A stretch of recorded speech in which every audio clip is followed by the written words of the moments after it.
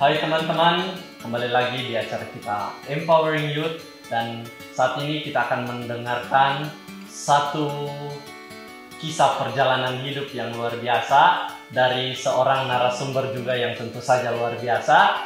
Dan tanpa berlama-lama, kita sambut narasumber kita, Grace Lewang. Kak Grace, gimana kabarnya selama ini? Puji Tuhan, saya sangat baik, Sam. Gimana tentang latar belakang kakak? Bisa ceritakan sedikit? Perkenalkan teman-teman, nama saya Grace Lewang. Saya asal dari Maluku Barat Daya dan hari ini saya sedang berada di Medan. Tetapi saya lahir besar dari kota yang paling ujung, yaitu Tanah Papua, lebih tepatnya Merauke.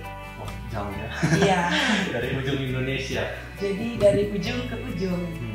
Jadi hari ini saya ada di sini karena kebaikan Tuhan dan saya juga mau berbagi buat teman-teman bagaimana cara Tuhan memulihkan kehidupan saya. Jadi latar belakang saya, kehidupan keluarga saya sendiri, mungkin kalau dari kehidupan keluarga ya, kehidupan bapak saya sendiri mungkin dia salah seorang tentara tapi sudah pensiun dan tahun kemarin dia pensiun. Mama saya adalah seorang perawat atau suster di salah satu rumah sakit besar di kota Merauke. Dan saya mempunyai saudara 3 orang.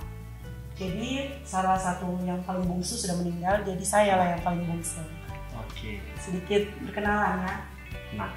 Nah, selanjutnya yang dari yang ku dengar-dengar ya, Kak Grace ini adalah seorang pelajar atau lagi ikut studi lah dalam salah satu sekolah Alkitab yang ada di Medan. Apakah benar? Ya, puji Tuhan, saya lagi di Medan ini karena memang salah satu panggilan Tuhan. Jadi saya lagi sekolah di salah satu sekolah di Medan. Ya. Yang jadi pertanyaannya, gimana sih ceritanya dari awal kenal Yesus gitu kan, sampai memutuskan jauh-jauh dari Merauke untuk sampai bisa berangkat ke Medan untuk sekolah Alkitab gitu. Gimana sih ceritanya dari pertama? Ceritanya luar biasa, Tuhan itu sangat luar biasa. Dia yang dahsyat. Jadi panjang sih, cuma ini yang singkat-singkatnya ibaratnya masa muda hancur-hancuran. Kalau dibilang pergaulan sih lumayan buruk sih, tapi Tuhan pulihkan. Cara Tuhan pulihkan dengan berbagai macam cara. Jadi karena dia Allah yang memang sudah dari sananya dia memanggil kita sejak dari dalam kandungan. Cuma kita yang kadang tidak menyadari hal itu. Jadi ketika masa muda yang ugal-ugalan, kayak kuliah nggak kuliah, sekolah nggak sekolah, kayak udah dibayar uang sekolahnya, tapi nggak mau sekolah. Udah dibayar uang kuliahnya. Sebenarnya saya udah lulus sih dari Papua, salah satu universitas di Papua di Merauke, salah satu universitas negeri. Jadi udah selesai. Puji Tuhan cepat lulusnya. Jadi ketika dalam masa-masa untuk skripsi itu sebenarnya masa-masa yang sangat bandel, masa-masa yang malas-malas untuk dengar-dengaran orang tua. Masa-masa suram ya. Iya, ibaratnya di dalam gelap gitu. Kayak kita dikurung di dalam satu penjara yang susah untuk mau keluar. Kalau teman-teman kayak ibaratkan kita masuk sel itu kan kecil. Kalau udah ada yang pernah masuk sel pasti ngerti. Jadi karena kakak saya atau bapak saya kerja di tentara atau polisi militer, aku sering lihat sel sih. Jadi sel itu kayak kurungan yang kecil. Jadi ibaratkan hidupku tuh terkurung di dalam terpuruk yang maaf aja satu minum-minum. Di Papua terkenal dengan minum-minuman keras, apalagi anak-anak muda. Terus pergaulan yang bebas dan juga kadang merepotkan orang tua. Biasa orang tua udah sepenuh hati memberikan semuanya gitu untuk kita, tapi kita nggak meresponi itu. Dan puji Tuhannya mungkin di balik hal itu Tuhan pun bekerja melalui setiap orang-orang yang ada di sekeliling saya. Jadi pada saat masa kuliah itu ada teman saya yang saat ini kayak usia kamu lah. Kayak waktu itu kan saya baru lulus SMA, baru-baru kuliah gitu. Jadi dia namanya Joshua, dia ngajak aku untuk ikut pelayanan. Ngajak untuk ikut kayak KKR gitu, tapi saya tidak mau. Kayak sebenarnya dari SMP sudah kenal Yesus sih, sudah cinta mula-mula, tetapi karena pergaulan yang buruk merusak kebiasaan yang baik. Ya itu firman Tuhan benar. Ketika kita bergaul sama orang yang mabuk-mabuk, ya kalau kita iman kita atau kebiasaan kita mungkin jarang bersekutu dengan Tuhan, kita bisa tergoda. Jadi saya jatuh bangun. Ibaratkan masuk penjara, keluar lagi penjara, masuk lagi kayak narapidana gitu. Jadi ditawan terus-menerus. Sampai satu ketika dia ngajak ikut KKR. Jadi pada masa kuliah itulah Tuhan benar-benar memulihkan hidup saya dan keluarga saya 100%. Berbalik 180 derajat.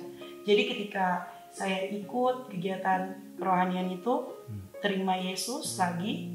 Sebenarnya SMP udah terima Yesus, tetapi ikut lagi KKR. Jadi cinta itu kembali lagi muncul. Dari mulai awal itu salah satu penginjil yang saat ini saya sedang sekolah di salah satu sekolah namanya World Impact Bible Institute di Medan. Jadi salah satu penginjilnya atau misionarisnya Pastor Peter Yongren, dia sering menjalankan misi di tanah Papua.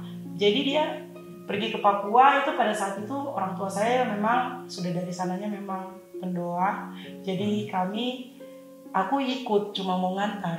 Jadi ceritanya karena cuma mau ikut-ikut orang tua gitu. Kebetulan rumah saya tepat di samping lapangan. Jadi di kompleks tentara itu kan biasa lapangannya besar. Jadi mereka buat KKR-nya di situ. Saya sebenarnya tidak terlalu tertarik. Tetapi saya ikut karena dinding kamar saya itu berpapasan sama speaker mereka. Jadi kedengaran Injil itu kekuatan Allah. Jadi teman-teman, ketika musik-musik kayak puji-pujian, mereka di tanah Papua itu ada kan lagu-lagu musik Papua itu agak genrenya kayak gimana ya, menari-menari gitu, kayak joget ya untuk Tuhan. Jadi karena itulah yang membuat saya tertarik, ikut aja. Ternyata sampai di sana, disitulah proses Tuhan mau pakai saya. Maksudnya saya datang untuk jadi antar orang tua saya, kayak ibaratnya cuma jadi kayak Gojek gitu. Jadi saya ngantar sampai di tempat mama saya pelayanan di situ, beberapa pelayan Tuhan di situ mereka langsung sarungkan aku kartu kayak pelayan di situ. Sedangkan dalam hati saya mau pergi bermain basket, saya ngapain di sini? Tetapi ternyata di situ mereka kalungkan kartu nama gitu kan untuk pelayan di situ. Saya merasa tidak layak gitu, karena punya banyak dosa. Karena memang jujur aja firman Tuhan gak terlalu sering dibaca karena masih kuliah. Jadi disitulah dipanggil. Mulai di situ saya mulai ikut kegiatan-kegiatan. Pastor ini pergi kemana saja di Papua. Gak tahu, padahal hari itu kan kalau cuma mau dibilang dikalungkan kayak gitu kan, kayak kartu nama gitu, sebenarnya itu untuk orang yang sudah biasa pelayanan. Jujur saja itu saya baru pertama kali pergi ke lapangan itu untuk KKR. Jadi mereka ibaratkan pada saat kasih itu ternyata KKR berikutnya saya diajak lagi. Saya jadi ketagihan. Itu sebenarnya saya sambil kuliah, saya sambil udah mau skripsi. Dan saya rasanya, dan saya sedang mengajar juga di salah satu sekolah di Merauke, sekolah besar juga SD. Jadi saya salah satu guru pendidikan jasmani. Jadi saya rasa kayaknya pengen pelayanan tapi saya kerja, tapi saya kuliah. Jadi orang-orang yang dalam pelayanan ini mereka selalu ngechat, ayo ikut. Kayak Tuhan kayak ngomong di dalam saya di saat kerja, kayak ibaratnya ikutlah aku. Kayak ikutlah aku, belajarlah daripada aku. Sebenarnya dari timbul di hati itu kayak ibaratnya rasanya kayak nggak mungkin, karena kehidupan kenyataan dan kehidupan sehari-hari itu nggak bisa terjadi. Sampai hari ini saya di Medan ini pun itu memang rencana Tuhan. Jadi ketika dipanggil sampai ke Medan saat ini, karena ada salah satu penginjil yang dari Medan juga, mereka sama-sama kerjasama dengan sekolah ini, salah satu dosen di sekolah ini. Jadi pastor itu dia katakan, sebenarnya ini tawaran untuk saudara-saudara saya yang lain. Karena mereka yang paling baik, paling rohani, kayak ibaratnya aku tuh tapi itulah Tuhan lihat hati. Sebenarnya memang saya rindu ikut pelayanan. Jadi pada saat saya di salah satu kabupaten namanya Asmat, mereka buat KKR besar-besaran. Orang Papua banyak dimenangkan oleh Tuhan. Jadi disitulah pastor itu katakan ada yang mau sekolah untuk ikut Tuhan gitu. Saya sudah lulus. Puji Tuhannya itu saya sudah lulus dan saya memang minta berhenti dari salah satu sekolah. Saya berhenti untuk mau ikut layanan. Jadi pada saat pastor katakan seperti itu, saya langsung bilang saya itu. Tapi di dalam kamar tawarkan sama ibu-ibu atau orang tua saya gitu, orang tua rohani. Jadi mereka lah yang ditawarkan, sama ada saudara-saudara saya yang lain. Tetapi ternyata Tuhan memang sudah memanggil saya sejak dari dalam kandungan. Jadi sebelum teman-teman, sebelum kita di dalam kehidupan kita sehari-hari, sebenarnya Tuhan tuh sudah memanggil kita masing-masing dengan panggilan kudus yang daripada Tuhan. Ya. Jadi kayak hari ini mungkin teman-teman punya banyak aktivitas, teman-teman mungkin punya pekerjaan masing-masing di bidang keahlian teman-teman, tetapi cara Tuhan itu banyak supaya teman-teman bisa masuk mengenal kebenaran firman, mengetahui siapa Allah kita yang sebenarnya dan bahwa Dia adalah Tuhan dan Juru Selamat. Jadi ketika saya dibawa sampai ke kota Medan ini, saya daftarkan diri saya di Medan, sebenarnya tidak ingin kesini. Kayak di antara dua sisi, kayak mau keluar sel tapi nggak bisa keluar. Dalam sisi ini tuh punya banyak sahabat yang memang suka menggoda. Kalau dibilang menggoda. Kalau dibilang ayo pergi kita minum kayak gitu di Papua tuh biasa. Ya. Ayo itu sebenarnya udah pelayanan, tapi aku masih seperti itu. Ibaratnya jatuh bangun. Tapi Tuhan luar biasa. Cara Tuhan tuh bagaimana Dia buka pintu sel terus Dia tangkap aku tuh kayak gimana Dia bawa aku ke taman yang sangat indah, ibaratkan Dia bawa aku ke dalam kehidupannya Dia yang sebenarnya. Ketika hari ini aku sama-sama kamu gini kan, Tuhan bisa pulihkan itu dan Tuhan gantikan semua dengan yang baru dan masuk di dalam panggilan Tuhan hari ini karena Tuhan punya kuasa yang bekerja dari dalam hidupku. Oke, luar biasa sekali perjalanan hidup yang penuh petualangan, penuh hambatan dan cobaan gitu kan di dalam hidup. Nah, apalagi juga kalau soal bicara anak muda gitu kan, itu adalah sesuatu yang benar-benar harus mengambil keputusan besar untuk memutuskan untuk benar-benar terjun di dalam pelayanan gitu. Nah, dan yang selain itu ada informasi yang kudapatkan juga, nah di dalam proses selain sekolah juga di sini dalam sekolah Alkitab kan. Nah, yang ku dengar juga Kak Grace ini punya pelayanan juga selama di Kota Medan ini. Nah, bisa ceritakan apa aktivitasnya atau apa yang dilakukan dalam pelayanan tersebut? Oke. Kalau pelayanan sendiri sebenarnya bukan aku sendiri ya. Sebenarnya kami ada tim. Oh, ada timnya? Iya. Cuma memang kami sering jalan bersama-sama dengan tim. Aku termasuk salah satu dalam tim misi atau penginjilan. Jadi ini kita bergerak di pelayanan lampu merah anak-anak jalanan. Sudah berjalan 1 tahun. Dan aku rasa ini udah 1 tahun lebih lah. Kalau ada beberapa tempat yang mungkin tanggal 11 nanti tepat 1 tahun. Jadi ada beberapa tempat juga yang udah lebih dari 1 tahun. Ini sebenarnya pada saat mau mulai pelayanan, kami masing-masing dari dalam satu tim ini punya basic yang berbeda-beda. Dan mereka dan di dalam Tuhan itu satu. Disatukan dalam Tuhan. Jadi ketika kami mulai melangkah itu memang sebenarnya cara Tuhan. Tuhan buat kita mulai pergi ke salah satu tempat sebenarnya dekat daerah di mana sekolah kami berada. Sebenarnya itu berawal dari salah satu tugas dari sekolah. Tetapi itu nggak sampai sebatas tugas. Ternyata kami menikmati itu. Jadi ketagihan lagi. Iya, kami pergi terus. Kami jumpa karena ibaratnya kami punya basic yang sama dengan anak-anak jalanan itu. Ibaratnya kami dari kehidupan kami mungkin tidak semua mungkin tinggal di jalanan, tapi kehidupan mereka yang broken, kehidupan mereka yang hancur, kayak kurang cinta, kurang kasih sayang daripada orang tua bahkan. Sebenarnya orang tua yang sesungguhnya dalam kehidupan kita sehari-hari itu adalah Allah. Cuma tidak semua anak bisa tahu bahwa kehidupannya itu punya satu sisi yang sempurna di dalam kehidupan Bapa yang sempurna, yaitu Allah sendiri. Jadi kami sendiri dari dalam tim ini sebenarnya menyatakan kasih melalui Sang Bapa yang dari kerajaan Allah, yaitu kita bangun kerajaannya di muka bumi ini. Jadi biarlah nama Tuhan yang dipermuliakan. Jadi ketika kami mulai perjalanan misi, kami mulai menginjil satu persatu anak-anak di lampu merah. Sebenarnya ini juga ada beberapa alumni dari sekolah kami yang juga melakukan ini, tapi ketika sekarang sudah mulai berjalan, mungkin memang sudah waktunya Tuhan untuk mereka keluar dari zona jalanan ini. Jadi pemulihan Tuhan dalam hari ke hari mereka semakin bertumbuh. Semakin mereka besar, semakin mereka mengenali identitas mereka di dalam Kristus. Jadi saat ini mungkin mereka masih di jalanan. Kami juga kalau mengajar mereka atau memberi segitu atau membagikan kebenaran firman Tuhan sama mereka, memang real masih di jalanan.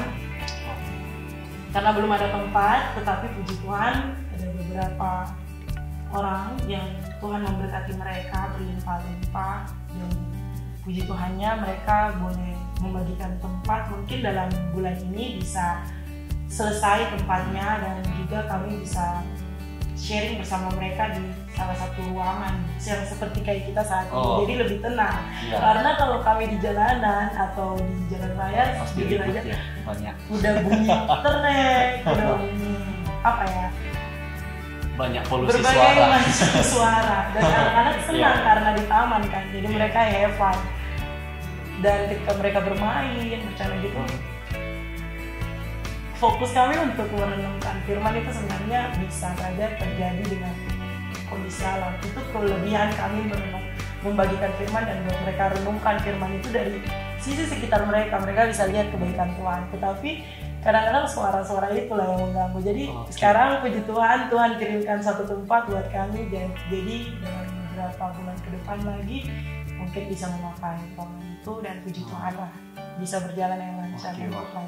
Luar biasa sekali, dimana pelayanan lampu merah ini bukan sesuatu yang gampang gitu kan, apalagi untuk mendidik anak-anak ini, kasih les gitu kan, ngajarin mereka dalam firman itu bukan sesuatu yang gampang. Tapi puji Tuhan lah, Tuhan menguatkan semuanya, Tuhan mempersiapkan, bahkan ya sampai saat ini pun bisa ada semua karena Tuhan. Nah, dan oke, kita sudah sampai di penghujung acara, dan saat ini mungkin ada, menurut Kak Grace gitu kan, ada kata-kata atau pesan-pesan lah untuk para pemuda-pemuda yang luar biasa di luar sana. Ada kata-kata motivasi atau sesuatu yang ingin dibagikan? Silakan. Buat teman-teman semua yang ada di rumah, mungkin saya bisa membagikan satu hal yang dimana bahwa Tuhan tuh tidak pernah meninggalkan kita. Kondisi bagaimanapun kita, seburuk apapun hidup kita, yang Dia pandang kita berharga dan mulia. Karena Yesus sudah bayar kita tuh lunas. Dia berkata bahwa telah selesai. Jadi urusan permasalahan kita dengan keluarga, urusan permasalahan kita dengan siapapun, ataupun mungkin beban hidup kita untuk menyelesaikan salah satu sekolah dan kehidupan dengan orang tua, mungkin sulit untuk kita hadapi. Bahkan untuk masuk dalam panggilan, mungkin ada tantangan dari dalam pihak internal dan eksternal. Jadi hari ini saya mau katakan bahwa kasihnya Tuhan itu begitu besar untuk saudara dan saya. Ketika Tuhan boleh memulihkan hidup saya, dikatakan di firman Tuhan, kita Yohanes, bahwa karena begitu besar kasih Allah akan dunia ini, sehingga Ia mengaruniakan anaknya yang tunggal Tuhan kita, supaya setiap orang yang percaya kepadanya tidak binasa, bukan beroleh hidup yang kekal. Dia boleh membangkitkan saya, dan sekali Dia membangkitkan, saya tetap dibangkitkan dari hidup yang Tuhan Dia berikan pada saya. Dan hidup yang Dia berikan bukan sekedar hidup, Dia memberikan hidup yang berkelimpahan. Hari ini saya melayani, tetapi saya tahu bahwa bukan dari hidup saya. Saya tahu bahwa itu sumbernya daripada Allah yang adalah kelimpahan itu sendiri. Karena Dia adalah Allah yang besar, Dia Allah yang tidak dapat dicapai oleh pikiran kita, Dia Allah yang tidak dapat dicapai oleh perkataan-perkataan orang di sekeliling saudara-saudara. Jadi teman-teman, kita hidup bukan dari perkataan orang, kita hidup dari kebenaran firman. Kebenaran firman lah yang bisa memerdekakan kehidupan kita. Ketika ketika Tuhan berkata kita berharga, kita mulia, kita menjadi kepala dan bukan ekor, berarti hidup kita akan diangkat, bukan di bawah sekali. Jadi ketika Tuhan sudah mengangkat kita, biarlah tangan Tuhan yang memegang setiap kehidupan kita. Untuk teman-teman yang mungkin rasanya hari-hari ini teman-teman sudah rasanya tidak sanggup lagi mengalami masa yang terpuruk, mari teman-teman datang sama Tuhan. Kasih semua hidup teman-teman sama Tuhan. Tuhan akan lepaskan setiap belenggu itu, Tuhan akan buka sel itu, Tuhan akan bawa teman-teman kepada panggilan yang sempurna. Hidupnya Yesuslah yang Ia akan berikan untuk teman-teman. Hidup yang sempurna, hidup dengan penuh kesembuhan, hidup dengan penuh kelimpahan berkat, hidup yang penuh dengan sukacita, damai sejahtera. Semua yang dari surga itu milik teman-teman. Surga itu Dia telah nyatakan di muka bumi, di bumi seperti di surga. Itulah kehendaknya. Jadi pesan saya buat teman-teman, teruslah pandang pada kebenaran. Jangan dengar pada omongan atau perkataan orang. Kalau mereka berkata bahwa teman-teman tidak berharga, itu bukan kebenaran. Kebenarannya bahwa teman-teman berharga. Kalau mereka berkata bahwa teman-teman tidak sanggup atau tidak mampu, itu bukan kebenaran. Kalau teman-teman mungkin hari-hari ini merasa bahwa teman-teman tidak mampu, pandanglah kebenaran bahwa kemampuan yang berasal dari Tuhan itulah yang memberitakan teman-teman. Dan ketika teman-teman mau pandang sama Yesus, itulah yang akan buat teman-teman terbuka. Dia adalah terang dunia. Ketika terang itu datang, kegelapan itu akan sirna. Jadi hidup terangnya Yesus hadir dalam hidup teman-teman. Dan jadilah terang. Sebab Yesus berkata bahwa Ia adalah terang dunia, kota yang terletak di atas gunung tidak akan mungkin tersembunyi. Hari ini biarlah terang Tuhan yang terpancar dalam kehidupan teman-teman dari hari ke hari. Karena dari cerita ini begitu luar biasa kita melihat bagaimana Tuhan membawa seseorang untuk melangkah di dalam rancangan-rancangan yang sudah Dia siapkan bagi kita. Nah, dan buat teman-teman di rumah, ingatlah akan hal ini, bahwa apapun yang kamu lakukan, bahkan hidupmu sudah ditetapkan dan berada di dalam tangan Tuhan. Dan Tuhan selalu membawa kita ke tempat yang tepat, bertemu dengan orang-orang yang tepat untuk melakukan hal yang tepat demi kemuliaan namanya.